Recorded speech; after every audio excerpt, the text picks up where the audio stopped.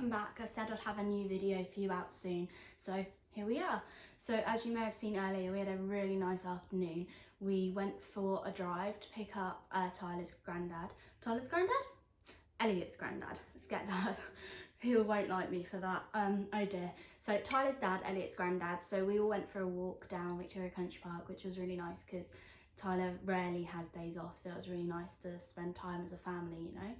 And then I went to the shop, as you may have seen, had a bit of lunch, bit of snackage, and now here I am. So I find this sort of thing really cringy, so bear with. But today I just thought it'd probably be best to do a video based on maternity. I had a poll up on Instagram, as some of you may have seen, and most of it was for maternity. It was, I think it was 60-40 in the end, so it was pretty close. So we will do a food challenge at some point, as much as Tyler doesn't want to. He will get roped into one, I promise you that. So everyone that wants to see that, tune in next week. Potentially next week, it depends. I'm still trying to lose the baby weight, so I kind of wanted to do it once that was over with, so I could kind of full on like do it without thinking too much. But here we are drinking hazelnut milk, as it tastes like chocolate milk. Probably shouldn't, but you know, oh well. So I hope you like the intro, and the basis of the video, as I said, is maternity. So I thought a lot of you might obviously know what maternity is, but it's very different in the aviation industry. So as cabin crew, there are some major changes compared to normal, depending like if you're working retail, food, or just a normal 9-to-5 job. So I thought I would just like to share that with you all, just because I know there's a lot of aviation and crew videos out there, and I hope to obviously do more as I start to travel and go back to work. But there's none that I've come across that are to do with maternity, so I thought it could be quite handy for those of you that were thinking about planning for a baby, or if you were just interested in what the lifestyle brings with it. So in aviation, a lot of you might wonder, can you fly while pregnant? Well, the answer to that is very topical. Topical is a strange word, but I think it fits. So it generally depends on airline and country to country. So I know Australia, you can fly a certain number of hours and you can choose to do that whenever. So you could do it at 4 weeks pregnant, 20 weeks pregnant, or up until you're last allowed to fly. And I know in America, it's very up to you, basically. That's the way to put it. So it's kind of, if you feel safe flying, you can fly. So that's very different to how it is here in England. It's very strict. So in England, the second you find out you've conceived a baby or you're pregnant, however you want to put it, you basically have to tell your airline. At least that's how it is for BA, who I work for. So when I found out, when I got my 2 positive pregnancy tests, the first thing I had to do was 1, email my manager, and 2, phone up I think it was attendant support. I think it's who you normally call if you call in sick, but basically you just have to let the company know, because here in the UK you're not allowed to fly.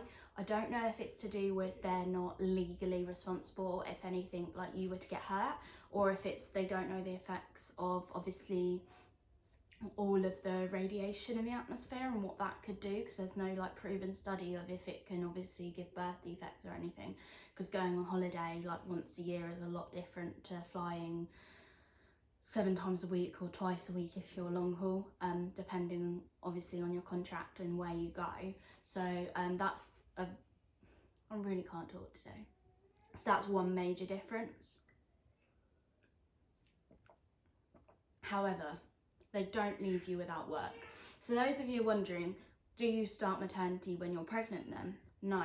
So the difference is you're not allowed to fly, but they still have to employ you. So I still had my same contract, but it was converted, so it was like temporarily suspended in a way that I wasn't allowed to fly, but I still had to have the money that my contract states. So because you're not allowed to fly, they have to find you a ground-based role. So that can either be in Heathrow, say the airport, like behind check-in, or guiding people about on the floor, as 2 of the many roles I'm sure they could find. Or they can put you in their BA headquarters in Waterside. So Waterside is a massive glass building. It's really pretty, if those of you who are not crew haven't been there. and I love it personally. Like, they were on about that's the direct flight plan if there's a third runway, and the thought of them knocking that building down, I'm like, please don't. So yeah, anyway, enough of me going off the subject, I'm waffling. So yeah, so what was I talking about? I really lose the plot sometimes. So yeah, they have to find you a ground-based role. So for me, I was first put in the training centre, which is called TBC at GLA. So TBC is the crew-based side of it. There's TBA and other blocks that I think pilots use, or engineering, I'm not really sure. So I was doing 9 to 5, or was it, no, 7 till 3. So it was an 8-hour day, so same as 9 to 5, but I did 7 till 3 to try and miss rush hour, because where I am, it's about an hour to an hour and a half drive up to London. So I didn't really want to be driving like in peak times, because that's literally going to double my like journey time. So I was in the training centre and I was just doing admin sort of stuff. So I was laminating loads of training stuff for the new entrants downstairs. So we're like printing off like airports and aeroplanes and like diagrams and laminating them. But then someone told me the difference in days, working hours and pay. Now this is very interesting. So I never knew this when I started, hence why I was doing 5 days, and believe me, it tired me out so badly. So after the first week, someone said, they were like, oh, how long are you here for? And I was like, every day 7 till 3. And she was like, oh, I do 2 days and get paid exactly the same. How? So basically, if you're grounded and your doctor thinks you shouldn't do as much work because of pregnancy related symptoms, that could be nausea, that could be back pain, that could be simply the journey is just too far being pregnant to travel and drive, because let's face it, most crew travel, and that amount of travelling, maybe not a full weeks, but when you're like 30 weeks pregnant, honestly, I used to get straight in and go to bed. It knackered me out massively. So I went to my doctor and I said, look, I can't do it anymore. I was falling asleep on the drive home at 3 o'clock in the afternoon because I've been up since like 4. So he wrote down 4 days a week, 4 hours a day for 1 day a week. And then said pregnancy related symptoms. And instead of it being like a sick note, it was like altered hours, and you have to redo it like every 3 months. So that's what I did. So I had that signed off by the doctor. So I had it from, must have been from March to 6 months on from March, and then I had a second one again. So I handed that in, and basically the training centre wanted me there full time. So I was like, bye bye. I was like, great, now I have no placement. So basically they're not really allowed to do that, but the people in who sort out all the grounded placements emailed me and was like, if you're happy to move, then I'll sort something out. I was like, yeah, no worries. To be fair, it was really boring there. There was one girl that worked there that was 2 weeks ahead of me. I can't remember her name, really bad, but it was a long time ago.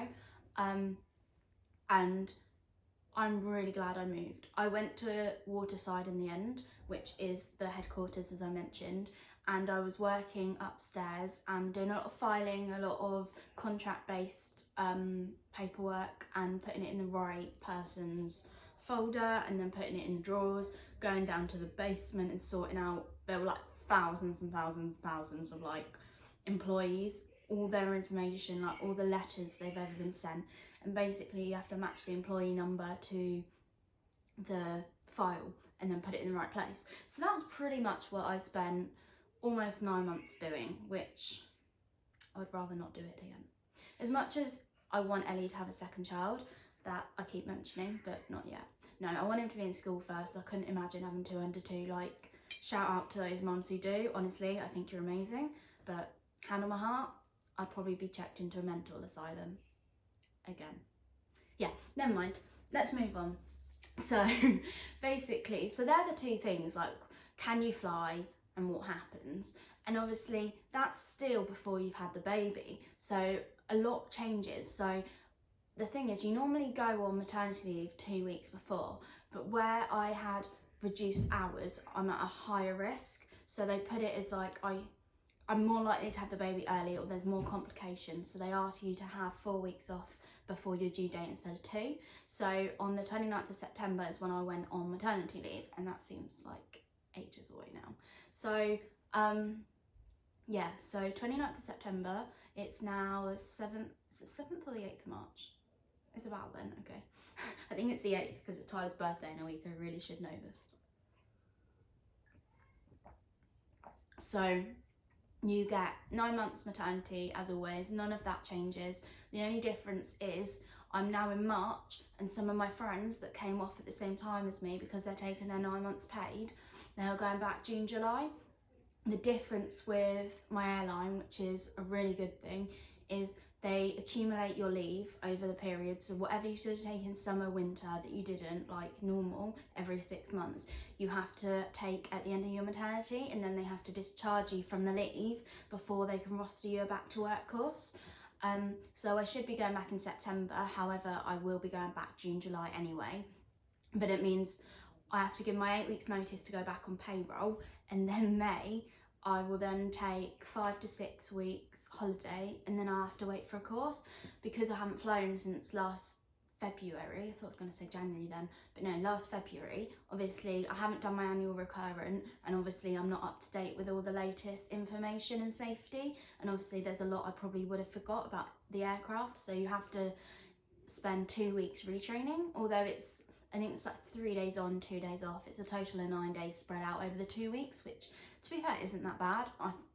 I'm just more daunted about the training than the actual flying, because I just think like how much has changed. Like stuff changes every day in aviation, and honestly the thought is dreading me. So yeah, trying to put that to the back of my mind for now. I just currently hear Elliot in the background because we just built his new jumperoo. He didn't seem too impressed by it though, so I'll show you a video at the end. So yeah, so I'll be going back in June. So my maternity, although 9 months, it would have been 11 months paid because it should have been September. So normally you get the 9 months paid, 3 months unpaid. So if October, November, December. So yeah, if I took the 3 months unpaid, it would have been December, which would have been more than a year off, which I think is amazing. And seeing as he came early, it's probably a good job that I went 2 weeks early, because I came off, as I said, on the 29th and he was born on the 17th and he wasn't due to the 31st. So I'd rather not have been at work when that happened, although I was induced, but you know what I mean. I'm trying to think what else to say. I haven't really planned this very well. But yeah, there's a lot that's different, as you can probably imagine. I think I've covered the main bits. So yeah, seeing as I haven't flown in like 14 months, it's going to be a change because I've had the whole 9 months pregnant, where normally you would be working up until 4 weeks before, and then I've had my maternity as well, which I've only had 6 months off because he's almost 5 months, which I think is crazy. But yeah, I'm excited about going back. I am scared it's going to be daunting because I've got used to being at home now, and at first I really wanted to go back because I wasn't used to being at home, and now I'm used to like doing stuff and being with him all the time. The thought of leaving him, I don't like it. I'm sure I'll be fine. Like no matter when I go back, the first few flights are going to be hard, but we've got FaceTime, we've got YouTube, like I'll survive. So yeah, maternity is very different as cabin crew. At the moment, while I'm off, I'm just annoying my mum most of the time. Going on walks, no, we had a really nice family day today, but trying to keep myself occupied, because I think a lot of people get really down because it's really boring. Like if you've got friends that don't have kids and work, it's like, what do I do? But we've taken him swimming now, so I hope to do that a few more times, and obviously talk to you guys a few more times. So yeah, so thank you for watching. I know it's only my first video, but I hope you liked it. If you did, remember to like and subscribe. See you guys again soon. Bye.